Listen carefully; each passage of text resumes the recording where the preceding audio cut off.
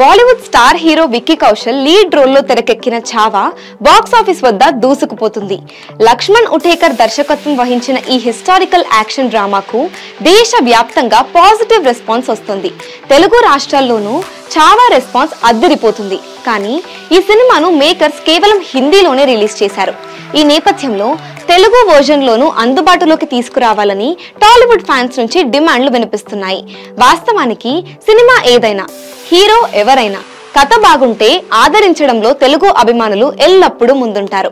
KGF, Kantara లాంటి సినిమాలతో ఇది గతంలో నిరూపితమైంది. కథలో బలం ఉంటే టాలీవుడ్ ఆడియన్స్ లాంగ్వేజ్ బౌండరీస్ దాటి మరీ సినిమాను ఆదరిస్తారు. తాజాగా ఛావా విషయంలోనూ అదే జరుగుతోంది. రిలీజ్ అయిన రోజు నుంచే తెలుగు రాష్ట్రాల్లో సినిమా నుంచి ఆక్యుపెన్సీస్ తో రన్ అవుతుంది. ఈ నేపథ్యంలో కొందరు తెలుగు బడా ప్రొడ్యూసర్లు ఈ సినిమా తెలుగు డబ్బింగ్ రైట్స్ కోసం పావులు కదుపుతున్నారు.